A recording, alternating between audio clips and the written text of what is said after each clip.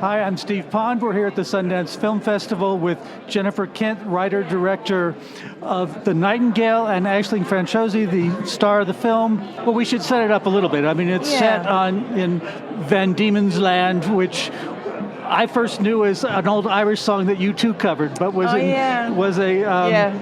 a penal colony used by the British in Australia. Without giving people a history lesson, it's in 1825 in what's now Tasmania, and it was a penal colony, and a brutal one. It was the worst in Australia, and it was a dark time, not dissimilar to the one we live in now, actually.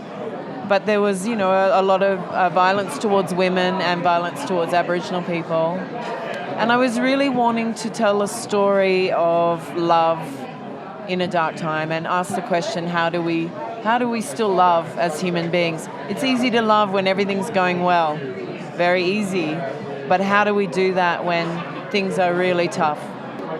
What appealed to you about this? When I read this script, the first thing that struck me was just how truthful it was and how authentic it was. I could really believe these characters instantly, and more than anything, it just moved something in me. And I've said this a million times, but it's so rare to read a script where I actually feel like I have an emotional response to it, and I had it within the first 10 pages. What she's really looking for out of this journey, I think, changes dramatically from when she starts to when she ends. Yeah, I think it's maybe a story that subverts expectation. As humans, we want, if there's pain, we want to inflict it on others. It's a natural desire to get rid of it in order, to put it onto others. But I don't feel good about that ultimately. I don't think it provides much relief. So I wanted to dig in and find out what happens in the playing out of that, but also what happens in the aftermath. As a director, is it tricky to determine how graphic you can be? Because there are some horrifying scenes in this film. I mean, we've all seen Game of Thrones, right? So I think the story tells me what it needs.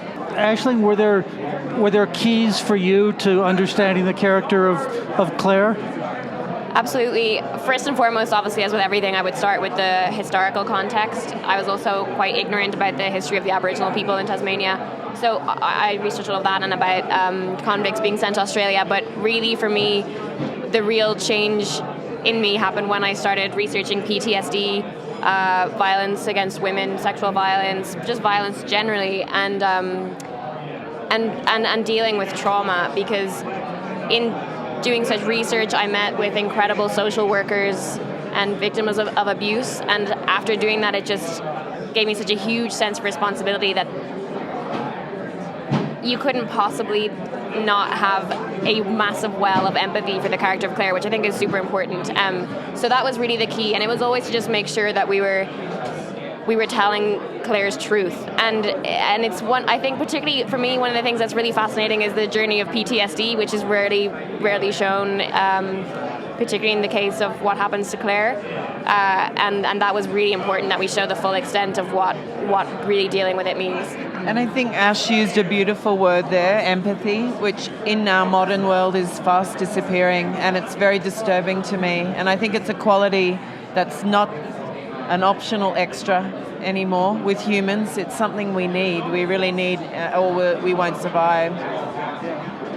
One of the things I loved about the film was that in these horrible circumstances, there's really a subtext of the power of music and the traditional music of Ireland and of the Aboriginals in healing, in defining their culture.